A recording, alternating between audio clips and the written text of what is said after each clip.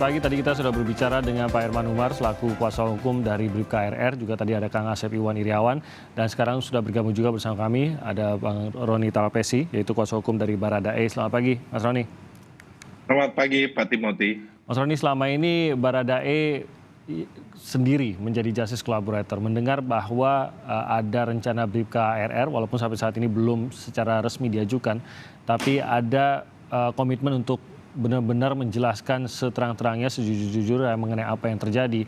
Bagaimana tanggapan dari tim kuasa hukum ataupun dari Baradae kalau sudah mendengar hal ini?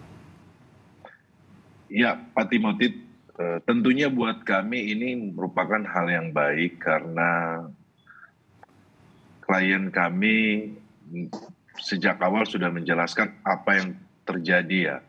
Sudah mengaku, sudah kooperatif, dan klien kami ini juga yang membuka apa yang sebenarnya terjadi dalam kasus ini. Nah, terkait dengan saudara RR yang beberapa hari ini kami melihat bahwa ada BAP, ada keterangan-keterangan yang diberikan oleh saudara RR, tentunya ini kan menjadi satu rangkaian cerita yang akhirnya menjadi utuh ya. Kemarin kan masih terpisah-terpisah, Pak Timothy. Jadi kami menyambut baik dengan apa yang disampaikan saudara RR ini. Semoga kasus ini menjadi terang dan kemudian posisi klien kami sudah jelas bahwa di bawah perintah. Juga kemarin yang TKP di Saguling juga saudara RR sudah sampaikan mengenai kronologisnya. Nah, ini buat kami ini merupakan hal yang baik, Pak Timothy. Jadi ini dianggap bisa menguatkan posisi klien Anda ya, terutama dalam klaim bahwa ini hanya menjalankan perintah gitu, Mas Roni. Betul Pak Timothy, karena kalau tidak salah saya melihat bahwa kemarin ada juga keterangan dari saudara RR bahwa menjelaskan juga pun sempat diperintah, saudara RR menolak ya. Nah, dalam hal ini buat kami ya, dari awal kan kami sudah tegaskan bahwa klien kami ini cuma hanya berdasarkan perintah, tetapi kan kemarin mungkin belum ada bukti, saksi yang lain mendukung, kemudian kemarin kan sudah akhirnya saudara RR sampaikan ya. Seperti itu Pak Timothy. Oke, dan ini bisa dikonfirmasi ya Pak Herman bahwa apa yang dilihat sesuai dengan apa yang dikatakan oleh Mas Roni tadi disampaikan oleh kliennya? Ya, seperti apa yang disampaikan, artinya saling, walaupun tidak semua sama, tetapi rangkaian itu bisa saling mendukung.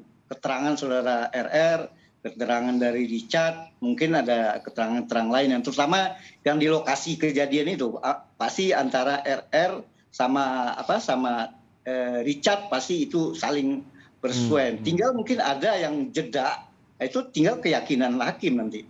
Jeda yang Anda sebutkan tadi ya, bahwa RR masuk belakangan itu tadi ya? Iya. Oke. Nah, targetnya benarkah bahwa dengan apa yang disampaikan, kita tahu bahwa Bribka RR juga tidak menarik pelatuk begitu dalam kasus ini. Benarkah target Anda adalah klien Anda bisa bebas di sini?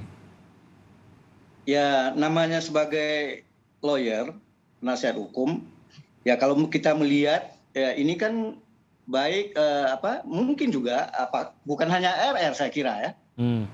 Tersangka kayak kayak Richard juga ini kan juga merupakan suatu keadaan yang tidak diharapkan.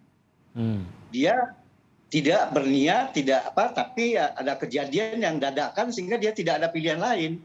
Jadi menurut saya yang pantas mereka adalah saksi. Bahkan tidak tersangka. Tentunya bagaimanapun ya, karena ini ada yang terbunuh, ada yang meninggal, mau nggak mau proses berjalan. Kita buktikan nanti di pengadilan. Apakah seperti apa yang disampaikan oleh penasihat hukum masing-masing atau apa yang disampaikan oleh pihak penyidik dan kejaksaan. Jadi yang pasti disaksikan oleh klien Anda, oleh Bribka RR, yang dilihat menembak itu siapa saja dan bagian apa saja sebenarnya, Pak Herman?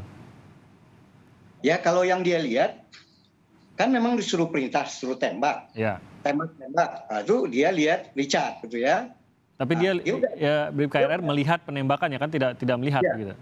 Melihat. Oh, melihat. Oke. Ya. Nah, kan dia perintah Sambo di sampingnya kan. Kemudian kan ada jeda, dia ada jeda lagi, ada telepon dari ajudan yang lain, HT. Romer Kan ini tadi. ada bunyi senjata. Pasti ajudan yang luar pengen tahu ada apa masuk.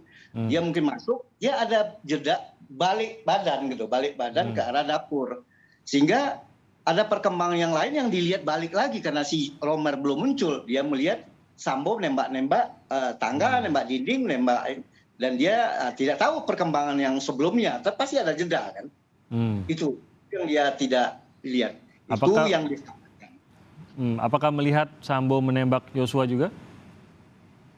Ya itu ada jeda itu dia nggak melihat. Menurut dia nggak melihat. Dia melihat Sambo menembak-nembak dinding dan TV dan tangga. Gitu. Oke, baik. Saya kalau keterangan dari klien saya ini kan ketika Baradae ini menembak 3-4 kali, kemudian setelah menembak itu dia kaget kan, dia agak syok, dia mundur. Kemudian disitulah saudara FS maju untuk menembak. Memang waktunya sangat pendek Pak Timothy. Kalau kita hitung itu cuma hitungannya 1 menit ya. Jadi setelah nembak kemudian dia mundur, saudara FS maju menembak kemudian nembak ke tembok. Mungkin nanti ini persamaan ini nanti kita akan sama-sama di persamaan keterangan saksi RR dan keterangan dari saudara RE ini akan kita cocokkan. Tetapi buat saya itu ada satu saksi juga yang penting adalah saudara KM. Karena memang posisinya saudara KM itu sangat dekat dengan saudara RE, Baradae ya. Itu ada di sangat dekat. Kemudian posisinya saudara RR itu memang di belakang. Tetapi posisi KM ini juga kalau dari rekaman kemarin itu yang paling dekat. Nah, tapi sampai saat ini kesaksian KM ini masih tidak sejalan dengan klien Anda ya, Mas Roni? Ya, ada beberapa poin yang juga menguatkan kami, tetapi juga ada beberapa poin yang masih dibantah oleh saudara KM ya. Nah, nanti kita uji di pengadilan. Tetapi ada poin yang mengenai uang itu saudara KM mengiyakan kok. Bukan. Jadi kalau seandainya dibilang tidak, saudara KM juga tidak memberikan keterangan mengenai uang, menurut saya. Jadi kemarin saya lihat di rekon itu saudara KM, saudara ER sama Baradae itu menyampaikan bahwa betul mengenai dijanjikan uang tersebut itu betul apa adanya. Oke, Kang Asep, saya ingin mengenai apa yang bisa dicapai oleh para tersangka ini, karena dalam posisi yang menarik kita anggap bahwa memang Baradae dan RR ini akan mengungkapkan sebenar-benarnya. Yang menarik pelatuk sepemahaman kita adalah Baradae dan sampai saat ini ada dugaan FS juga menarik pelatuk hingga menyebabkan kematian. Tapi kan ada KM di sini, ada RR di sini yang tidak menarik pelatuk, gitu Kang Asep. Bagaimana perbedaan di mata hukum mengenai apakah bisa bebaskah atau justru tidak menarik pelatuk tapi ikut terlibat dalam menutupi, merencanakan dan lain-lain, justru akan lebih berat pada saat tidak mengakui?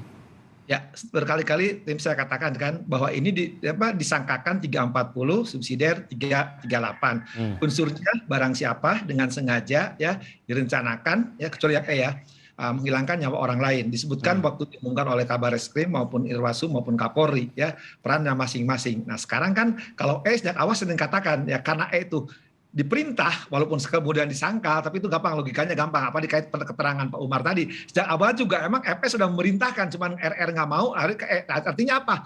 Perintah jabatan untuk itu udah masuk gitu kan, pasal 51 ya, jadi tidak dapat dipidana kalau seorang diperintah karena jabatannya. Itu jelas ada, pasal 51 ada. Nah, cuman peran ini yang awalnya kan RR kan justru membantu kan dalam tanda petik. Nah, kita lihat perkembangan lebih lanjut, nanti kan Pak Herman lebih tahu kliennya kan. Artinya apa? Peran di sini ya sekarang menentukan ketika didakwa ya pasal 55 junto 56 juga kan. Artinya peran masing-masing. Kalau sejak awal saya berkali-kali itu tidak dapat dipidana ya, apalagi sengajanya tidak terbukti, yaitu willing intent, menghendakinya tidak terbukti karena dia tidak menghendaki gitu kan. Nah, cuma nanti catatan untuk kliennya Pak Herman, saya kira karena perkembangan baru ya kita belum mengetahui lebih lanjut. Kalau kan kita ikutin terus sejak awal kan. Ini perkembangan lebih lanjut artinya akan menguatkan sebagai aktor intelektual si FS ini. Nah, yang jadi menarik juga catatan berikutnya adalah ketika, kalau tidak salah nanti Mas Roni tolong kasih tahu saya, Kalau salah kan yang nembak pertama mengakui, Mbak E mengakui. Nah, cuman kan sekarang FS tidak mengakui menembak. Nah, siapa tahu nanti E mengatakan ikut menembak di akhir. Kita nggak tahu keterangan dari RR apa yang terjadi. Tapi terlepas atau apapun juga, yang jelas menghilangkan nyawa orang lain ini sudah terbukti. Siapa yang aktornya, siapa yang menembaknya. Pelan itu sudah terbukti. Cuman kan sekarang bagaimana E dan RR ya dalam tanda petik ya sekira peran ini sekarang tidak bahwa mereka melakukan itu bukan karena kehendaknya itu kan. Dia mengetahui tapi bukan dikehendaki oleh mereka karena mereka ada perintah jabatan. Jadi kelak pasal 51 setidaknya kalau jelas berkali-kali saya katakan tinggal nanti sekarang Pak Herman lebih tahu lah soal itu nanti membuka fakta-fakta bahwa dia memang tidak bisa dipidana tetap proses harus diproses cuma nanti putusan pengadilan harus mengaitkan kepada pasal 51 KUHP gitu. Oke, baik. Ya, kita harapkan bahwa memang akan semakin terkuak, semakin banyak yang mengungkapkan kebenaran dalam kasus ini, bisa benar-benar mengungkap apa sebenarnya dan bagaimana perencanaan pembunuhan terhadap Brigadir Yosua ini. Kita tentunya akan menyaksikan nanti di pengadilan pada saat semua ini diungkap, termasuk juga dicocokkan dengan barang bukti, alat bukti yang ada yang sudah dikumpulkan penyidik. Terima kasih atas waktunya Pak Herman Umar, terima kasih Pak Roni Talapesi dan juga Kang Asep Iwan Iriawan. Selamat pagi, salam sehat untuk semuanya. Selamat pagi Pak Timothy, selamat pagi Pak Asep, selamat pagi.